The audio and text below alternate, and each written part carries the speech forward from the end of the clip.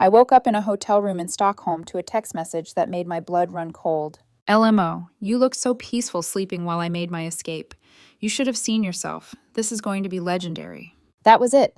No explanation, no warning, just that smug little message, and the instant realization that the man I married had vanished. I lay there, disoriented, staring at the pale morning light leaking through the curtains, and the first thing I noticed was the bed.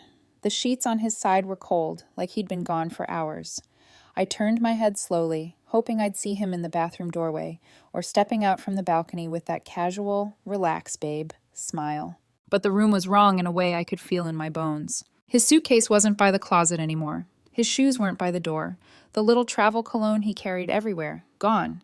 It was like someone had erased him from the room on purpose, leaving me with nothing but an empty space and my own heartbeat pounding in my ears. My hands started shaking before my brain even caught up. I called out anyway, because denial is a reflex. Mason? Silence. I grabbed the phone and called the front desk, forcing my voice to sound normal even while my throat tightened like it was closing. Hi, this is Linda Karishma in room 418. I need to check if my husband, Mason Harper, checked out. The woman on the other end had that perfectly trained neutral tone that somehow made everything feel worse. Yes, Ms. Karishma. Mr. Harper checked out at approximately 2:45 this morning.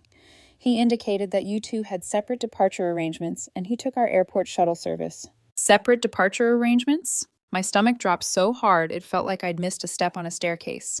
We booked this trip 8 months ago. Every detail planned down to the minute. 2 tickets on the same flight. Seats right next to each other. So I called the airline, and that's when the last bit of air left my lungs. Ms. Karishma, the agent said after a pause that lasted too long, I'm showing that your itinerary was modified yesterday afternoon. Your return flight has been rescheduled to the following Tuesday. I didn't change anything. He did. He left the country while I was sleeping and stranded me here on purpose. And in that moment, I realized this wasn't a spontaneous prank.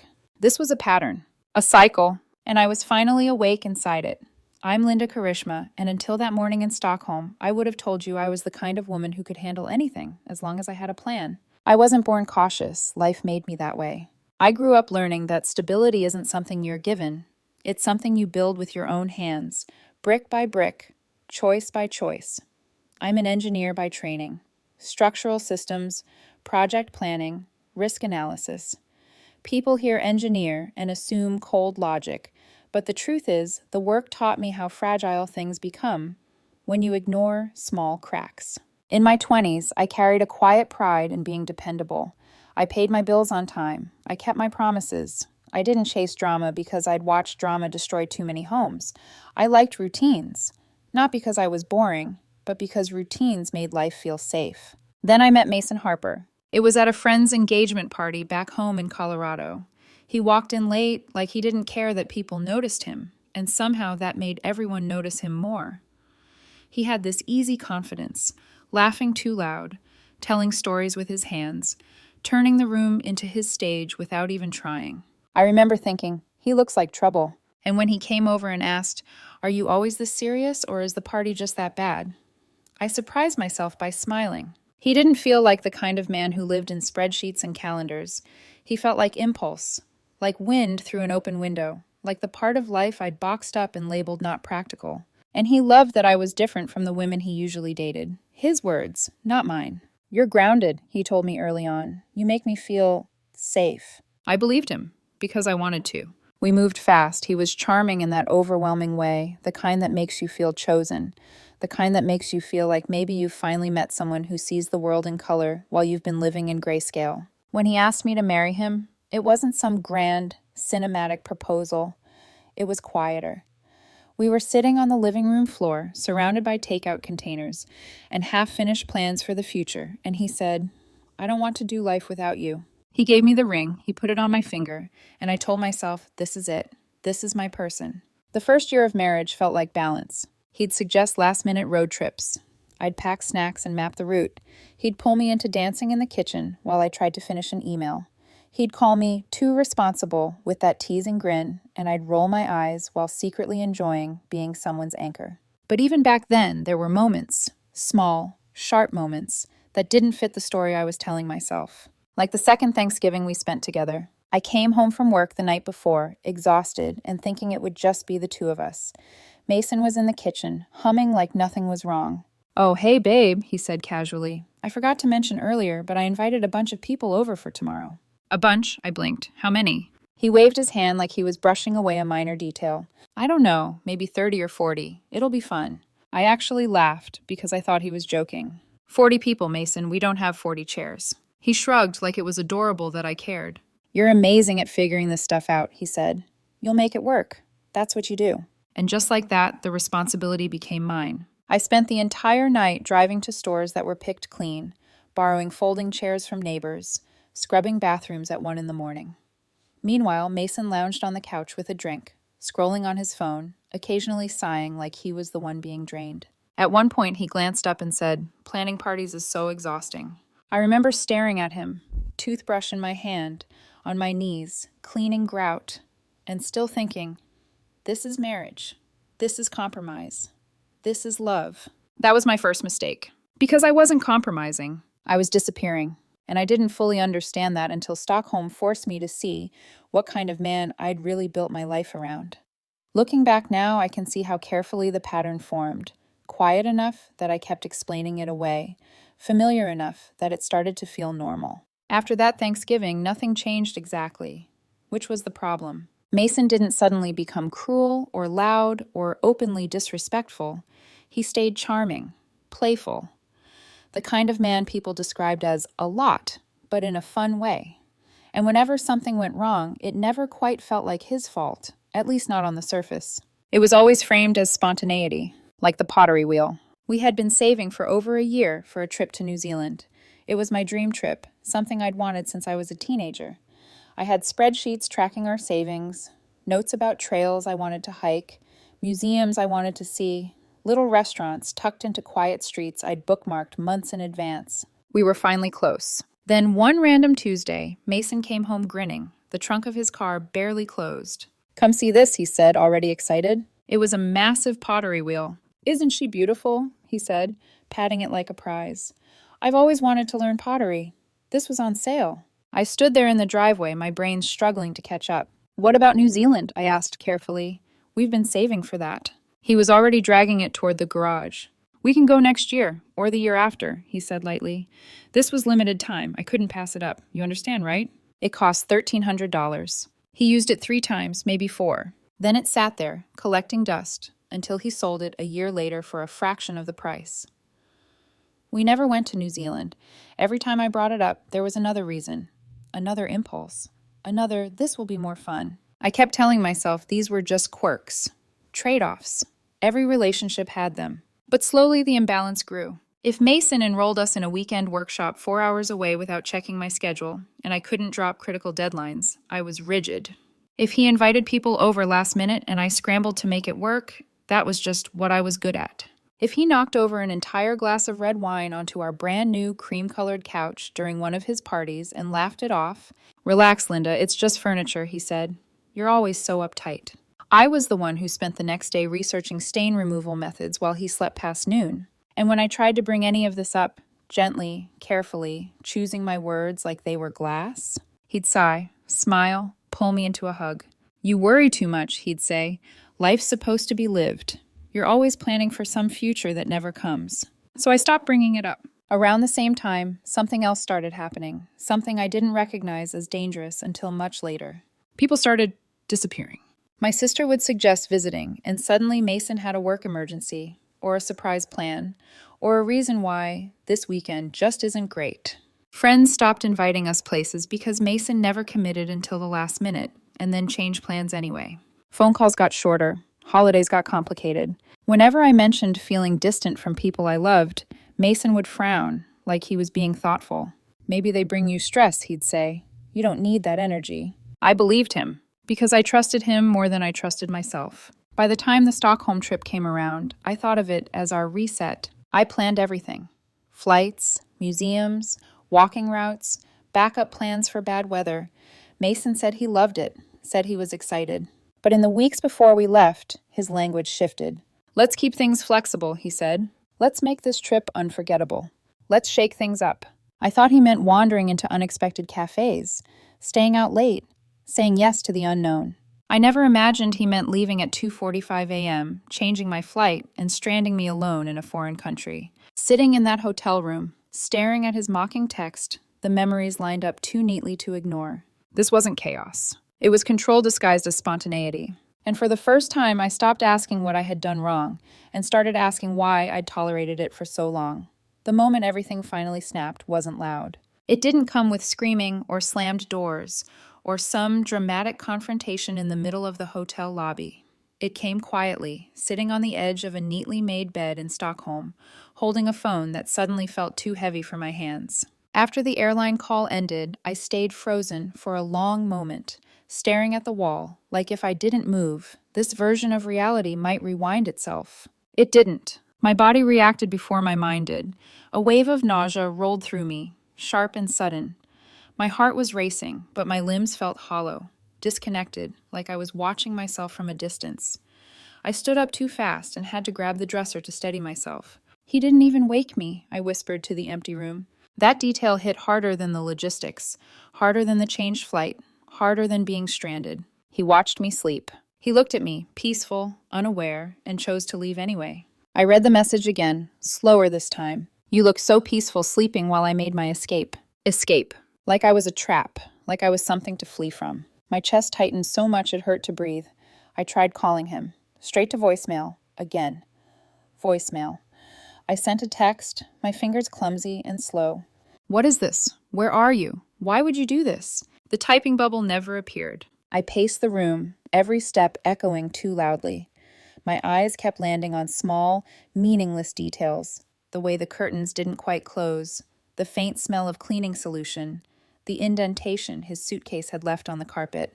That's when the front desk called back. "Ms. Karishma," the clerk said gently, "would you like assistance rebooking your flight or contacting the embassy?"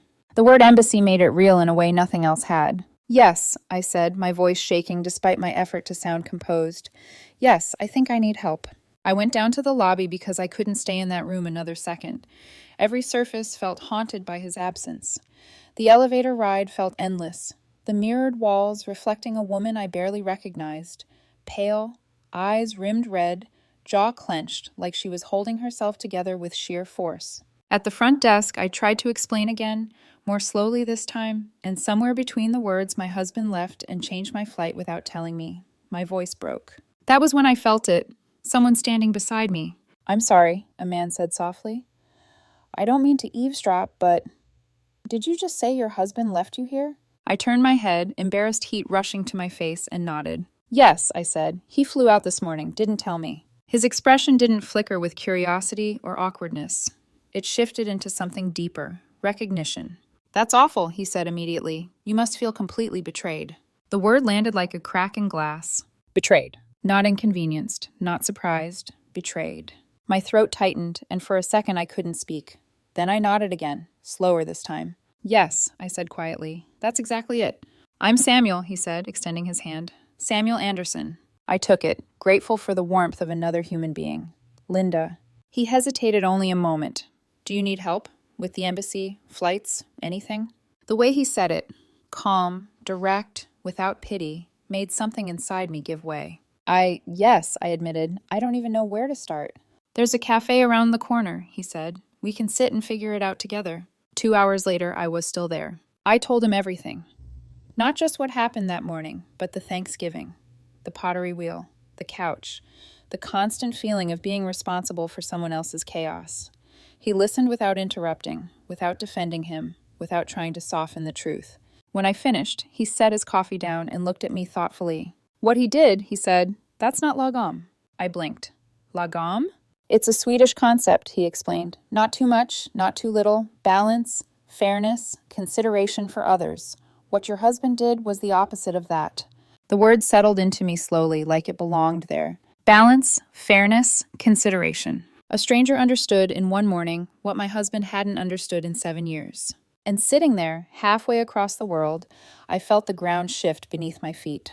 Because this wasn't just about Stockholm. This was the moment I stopped pretending what I was living was love. Shock doesn't look the way movies teach you. It doesn't arrive as screaming or sobbing or dramatic collapse. For me, it settled into my body like a heavy fog, muting everything, slowing my movements, making even simple thoughts feel like they had to travel through mud to reach the surface. After Samuel and I left the cafe, I walked back to the hotel alone. The city felt unreal, like a painted backdrop.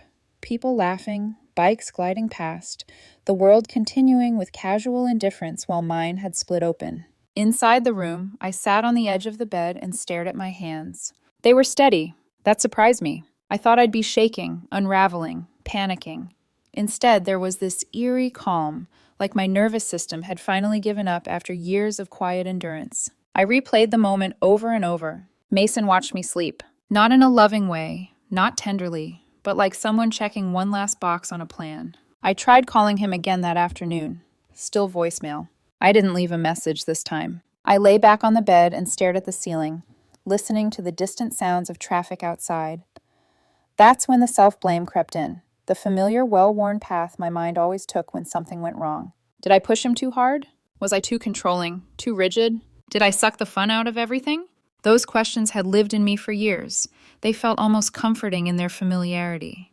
If this was my fault, then at least it made sense. At least it meant I could have done something differently. But something had changed. Instead of spiraling, I started noticing patterns. I remembered how often I'd swallowed my discomfort to keep the peace, how often I'd adjusted my expectations so Mason wouldn't feel boxed in, how many times I'd told myself this is just how he is, while slowly erasing parts of myself to make room for him. That evening, I finally heard back from the airline confirming there was no mistake. Mason Harper personally requested the change. He'd called, verified details, adjusted both reservations. That detail mattered more than I expected, because it meant this wasn't impulsive. This wasn't a last-minute emotional reaction. It was planned. I sat up, my heart finally catching up with the truth my mind had been resisting. "He didn't forget me," I said out loud. "He chose this." The words echoed in the quiet room. I thought about the ring on my finger. I twisted it slowly, the metal cold against my skin. He'd given it to me. He'd asked me to build a life with him. And then he'd left me asleep in a foreign country like an inconvenience he no longer wanted to manage. That night I barely slept. Not because I was crying, but because my mind wouldn't stop re-examining memories with new eyes. Conversations I'd brushed off, moments I'd minimized, times I'd apologized when I hadn't done anything wrong. In the early hours of the morning, I stood in the bathroom staring at my reflection. "You didn't imagine this," I told myself quietly, and for the first time in years, I believed it. The next day, I met Samuel again, not because I needed logistics help, but because he felt grounding. We walked along narrow streets lined with old stone buildings, their walls warm from the afternoon sun. "You don't have to talk if you don't want to," he said gently. "I do," I replied after a pause. "I just don't know where to start." "Start anywhere."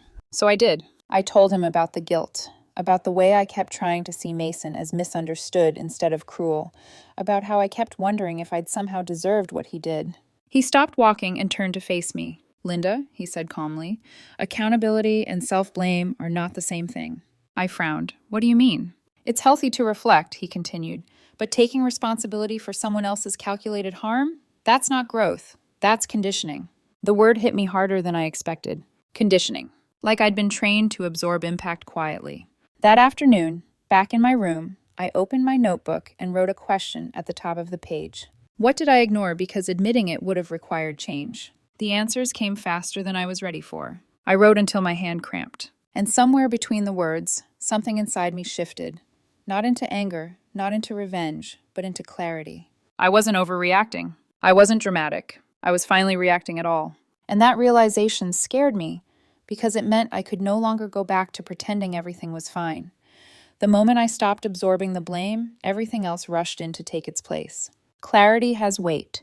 Once it settles in your chest, it presses on every memory until you're forced to feel it fully. That night, I called my best friend back home, Trevor. He answered on the second ring. "Linda?" His voice sharpened immediately. "Are you okay? I've been blowing up your phone." I let out a breath that sounded more like a laugh than a sigh. "Barely." There was a pause. "So it's true," he said. "Mason actually left you there?"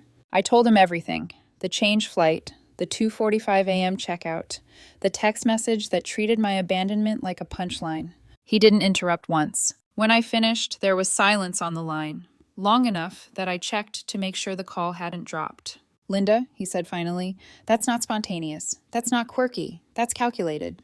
I closed my eyes. I keep trying to tell myself he didn't think it through, I admitted. No, Trevor cut in gently but firmly. Being impulsive is deciding to get ice cream at midnight. What Mason did required planning.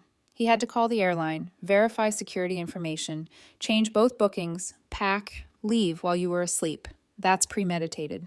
The word sat heavy between us. Premeditated. I feel stupid, I said quietly, for not seeing this sooner. You're not stupid, he replied immediately. You're loyal, and loyal people always assume others operate with the same care they do. After we hung up, my phone buzzed again, this time with my sister's name. I answered, and before I could say anything, she was already crying. I'm so sorry, she said through tears. I should have said something years ago. My chest tightened. Said something about what? About Mason, she whispered. About how he treats you. She took a breath, steadying herself. I always thought he was just a lot, she continued. High energy, impulsive. But what he did to you, that's not personality, that's cruelty. Then she said something that made my stomach twist. Do you remember how something always came up whenever I tried to visit? I frowned. Yeah, I thought it was just bad timing. It wasn't, she said softly. Every single time I planned to come, suddenly Mason had a crisis, or a surprise plan, or a reason it wasn't a good weekend. Memories clicked into place, holidays cut short, visits postponed, the growing distance between me and my family. There's more, she added hesitantly. After Dad died, Mason told me maybe I was bringing negative energy into your life, that you didn't need that kind of stress. My jaw clenched. I remembered that conversation. Mason had framed it as concern, compassion, protectiveness. I believed him, I whispered. I know, my sister said. That's why this hurts so much. He's been isolating you, Linda, slowly, carefully, and I didn't push back because you seemed committed. I didn't want to interfere in your marriage. When we hung up, my hands were shaking for the first time since this all began. Not from fear, from anger. But it wasn't explosive, it was sharp, focused. The kind of anger that brings memories into perfect alignment. I pulled out my notebook and started writing. Not emotionally, systematically. Incidents, patterns, dates. Thanksgiving, 40 people invited without notice. The pottery wheel, New Zealand savings destroyed. The weekend workshop, scheduled without asking, then blamed on me when I couldn't drop everything. The wine on the couch, laughed off, cleaned up by me. Every disrupted plan, every goal delayed, every moment where my needs were dismissed as uptight or boring. I underlined a phrase and wrote it again, larger this time. Disrupt, dismiss, disappear, repeat. This Stockholm trip had been my idea. I'd spent 2 years planning and saving for it, researching, organizing, making sure it would be special.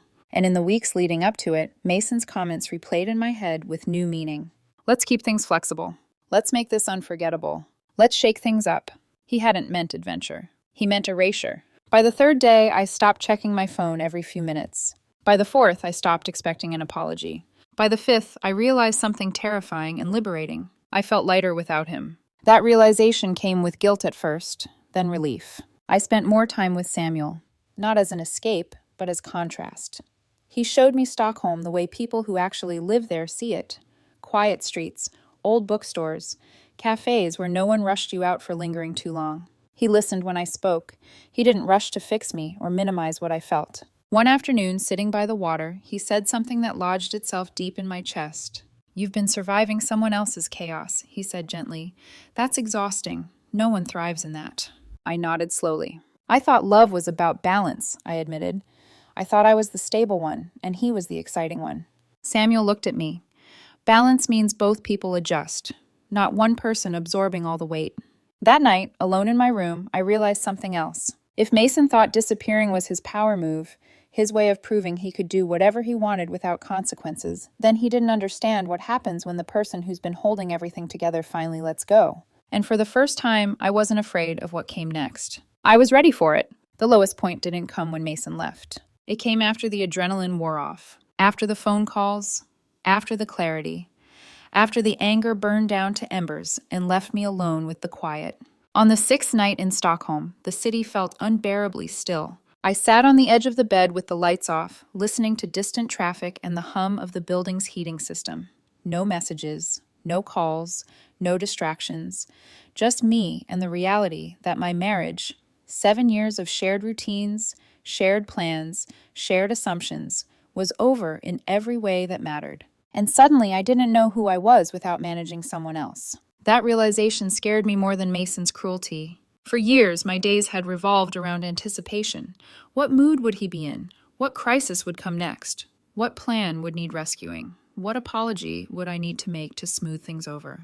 Without that constant background noise, my mind didn't feel free yet. It felt empty. I curled up on the bed, pulling the blanket around my shoulders like armor, and for the first time since that morning, I cried. Not dramatic sobs. Quiet, shaking breaths that came from somewhere deep in my chest.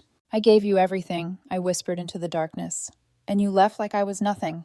The tears weren't just for him. They were for the version of myself I'd abandoned. The woman who used to have her own dreams, her own voice, her own sense of direction, before every decision became a negotiation with someone else's volatility. I thought about the years I'd shrunk myself to avoid conflict. The times I'd stayed quiet because speaking up felt like it would only create more chaos. The goals I'd postponed because there was always something more exciting happening in Mason's world. What if I'd wasted my best years? That thought hit harder than anything else. At 36, sitting alone in a foreign country, I felt the weight of time like a physical presence. I imagined going home to an empty apartment, explaining to friends, signing papers, starting over. The word alone echoed in my head. What if this is it? I asked myself. What if I never trust anyone again? I barely slept that night. When morning came, it didn't bring relief. It brought exhaustion. The kind that settles into your bones, heavy and dull. I skipped breakfast. Skipped the shower. I stayed in my room, scrolling through old photos on my phone like I was searching for proof that my life had once made sense. Pictures of us smiling, trips, holidays, moments that looked happy from the outside. I found myself wondering which of those smiles were real and which were performances I'd perfected. Around noon, there was a soft knock at my door. I almost didn't answer. But something in me, maybe instinct, maybe survival, made me get up. It was Samuel. He took one look at my face and didn't ask questions. "Come with me," he said gently. "You don't have to talk." We walked without direction for a while, the cold air biting just enough to keep me grounded in my body. Eventually, we ended up near the water, sitting on a bench overlooking the harbor. I stared out at the boats, my hands clenched in my coat sleeves. "I don't know who I am without him," I admitted quietly. Samuel didn't react with shock or reassurance. He just listened. "I spent so long being the stable one," I continued. "The planner, the fixer. Now that he's gone, it feels like the ground disappeared with him." He was quiet for a long moment. "Sometimes," he said slowly, "what feels like the ground is actually the weight that's been pressing you down." I frowned, turning to look at him. "You were holding everything together," he continued. "That doesn't mean he was the foundation. It means you were." The words landed softly, but they cracked something open. I wanted to believe him. I wasn't sure I could yet. As we sat there, a painful truth surfaced, one I hadn't let myself consider before. If Mason hadn't left me like this, I might have stayed. I might have kept excusing him, kept shrinking, kept surviving instead of living. And that realization hurt almost as much as the betrayal itself, because it meant this collapse wasn't just an ending. It was the last possible moment before I lost myself completely. That night, back in my room, I opened my notebook again. This time I didn't write about him. I wrote one sentence over and over until it started to feel real. I am allowed to choose myself. I didn't feel strong yet. I felt broken. But for the first time, the break felt like a doorway instead of a grave. The shift didn't happen all at once. It began quietly, on the morning of the 7th day, exactly 1 week after Mason slipped out of that hotel room and rewrote my life without my consent. I woke up before my alarm. No racing heart, no tight chest, no immediate reach for my phone to check if he'd finally texted something that would explain everything. There was just stillness. For a moment, I lay there confused by the absence of panic. Then I realized something that stopped me cold. I hadn't thought about Mason when I opened my eyes. That alone felt like a betrayal of the woman I'd been, but also like freedom. I sat up and reached for my notebook.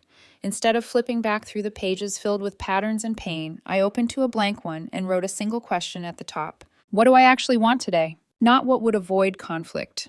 Not what would smooth things over. Not what would make him comfortable. Just me. The answer didn't come immediately, and that was okay. For the first time, I didn't rush myself. A few hours later, I met Samuel at a cafe near the waterfront. Morning light reflected off the boats, turning the water into broken glass. He studied me for a second, then smiled. "You seem different today," he said, stirring honey into his tea. "I think I am," I replied, and this time the smile I gave him was real. "I made a decision this morning," I continued. "I'm done managing someone else's chaos, even in my head." He nodded, like that made perfect sense. "So," he asked gently, "what do you want to do today?" I thought about it, not from habit, but from curiosity. "Take me somewhere that matters to you," I said. "Not a landmark, not something impressive, somewhere real." His face lit up in a way that surprised me. A few hours later, we were on a ferry heading toward a small island outside the city, Vaxholm. The air smelled like salt and pine. Pastel wooden houses lined narrow streets. Children ran along the docks, unsupervised and laughing. It was quiet, the kind of quiet Mason always dismissed as boring. Samuel showed me the bakery his grandmother used to take him to, the rocky shoreline where he learned to swim, a small library where he spent entire summers reading when life felt overwhelming. "This is where I come when Stockholm gets too loud," he said as we sat on a bench, sharing cardamom rolls. "It reminds me who I am under all the expectations." Something in my chest loosened. "I forgot what that feels like," I admitted. For years, every decision I made had been filtered through Mason, his moods, his reactions, his unpredictability. I'd lived in a constant state of readiness, bracing for impact. But here, on this quiet island, I wasn't reacting. I was just present. As we watched a small boat cut through the water, a thought surfaced, clear and undeniable. If I could feel this steady after just 7 days away from him, what would 7 months feel like? That evening, back in my hotel room, I picked up my phone and sent Mason a message. Not emotional, not angry, not begging for answers. Just one line. "Thank you for this." The phone rang 30 seconds later. I answered. "What the hell is that supposed to mean?" Mason snapped. "Who is Samuel?" His voice carried panic now, sharp, thin, unfamiliar. "He's someone who helped me," I said calmly, "when my husband abandoned me on another continent." "I didn't abandon you," he shot back. "Stop being dramatic. You're an adult. You had credit cards." I took a breath, slow, steady. "You're right," I said. "I'm not helpless. I learned that this week." He laughed, but it sounded forced. "This was supposed to be funny. You always make everything so serious. I was trying to shake you out of your rigid planning for once." "You stranded me in a foreign country," I replied, "and you thought that would improve our marriage." Silence. Then, colder.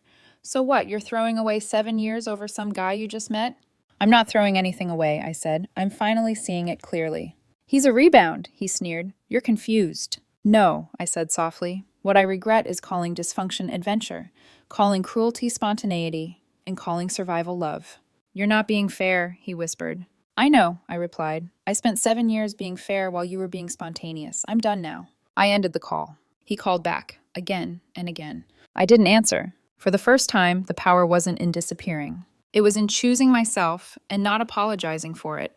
I never tried to punish Mason. I didn't have to. The truth did that on its own, quietly, efficiently, without theatrics. While I stayed in Stockholm longer than planned, piecing myself back together one ordinary day at a time, the version of Mason he'd so carefully curated back home began to unravel. It started with questions. Why didn't Linda come back with him? Why was he suddenly alone in photos? Why did his jokes about spontaneity land flat when people realized what they actually meant? Trevor didn't soften the story. He never does. "She didn't leave," he told anyone who asked. "He disappeared, changed her flight, left her asleep in a foreign hotel at 2 a.m, and texted that it was hilarious." That sentence traveled faster than any apology Mason tried to craft. At first, Mason laughed it off, at least according to the messages he sent me. People are overreacting. They don't get our dynamic. But then the invitations stopped. Friends hesitated. Conversations went quiet when he entered the room. His Instagram, once a steady stream of curated chaos and charm, went dark. Then work started to wobble. Mason's architecture firm had always praised his bold ideas, his risk-taking, his vision. But architecture, like marriage, is built on trust. Clients talk. Colleagues notice patterns. "If he can vanish mid-project with his own wife," one client reportedly said, "what happens when he gets bored with us?" Projects were reassigned. Meetings happened without him. Deadlines tightened. His reliability, once assumed, was suddenly questioned. Even his family shifted. His mother called my sister Julia, furious and shaken. "I didn't raise him to treat someone like that," she said. "That's not funny. That's cruel." His younger brother admitted something that made my chest ache with recognition. "I've never trusted Mason with plans," he said. I always make backups. Backups. I'd been the backup. The safety net. The one who made sure life didn't collapse when his spontaneity went too far. 3 weeks after Stockholm, Mason called again.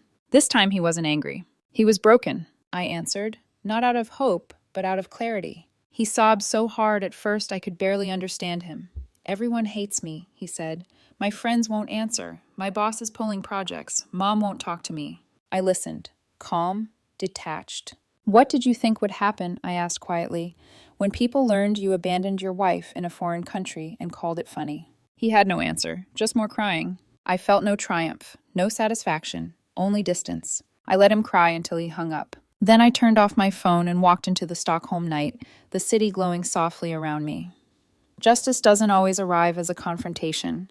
Sometimes it's the quiet moment when you realize you don't need an apology to move forward. I stayed in Sweden longer than planned, not to run away, but to heal. What began as crisis slowly became something else. Routine, calm, space. Samuel never pushed. He never asked me to define us or rush into anything. One afternoon, he mentioned his research team needed an engineer for a short project, structural work on a climate research vessel heading north. It's not glamorous, he warned. Mostly documents, simulations, and a lot of cold. I smiled. I like cold. The process moved quickly. Soon, I was on a research ship cutting through northern waters, surrounded by people who didn't know my past, who only cared about what I could contribute now. Samuel and I worked side by side. We didn't rush. No labels. Just shared meals, quiet conversations, long walks on deck beneath a sky that never fully darkened. One night, watching the midnight sun paint the horizon in impossible colors, he said softly, "You're not bracing anymore." He was right. For the first time in years, I wasn't waiting for the next explosion. I wasn't cleaning up after anyone. I was simply myself. And that was enough. I used to believe love was about endurance, about staying, about adapting, about proving you could survive someone else's storms without complaining. I told myself that being patient made me strong, that being flexible made me kind, that absorbing chaos was just the price of loving someone who lived louder than I did. I was wrong. Strength isn't measured by how much you can tolerate. It's measured by how clearly you can see yourself and still choose not to disappear. Months after Stockholm, my life doesn't look dramatic from the outside. There were no public confrontations, no grand speeches, no revenge arc, just distance and peace. I learned that spontaneity without consideration isn't freedom, it's carelessness. That passion without responsibility isn't romance, it's entitlement. And that love that requires you to constantly clean up after someone else will eventually erase you if you let it. Samuel didn't save me. He didn't need to. He simply showed me what it looks like when someone meets you with balance, with lagom, with presence, with the quiet respect of listening and staying where they are. What I rebuilt in the cold northern waters wasn't a relationship. It was myself. I learned how to ask myself what I want without guilt, how to sit in silence without fear, how to trust that calm doesn't mean boring, and stability doesn't mean settling. Sometimes the most powerful ending isn't confrontation. It's walking away without asking to be understood. If you're listening to this and you recognize yourself in my story, if you're the planner, the fixer, the one who always makes it work, hear this clearly. You are not rigid for wanting respect. You are not boring for wanting stability. And you are not difficult for asking to be considered. The moment you stop cleaning up after someone else's chaos is the moment you finally get to build something that lasts. And this time, it starts with you.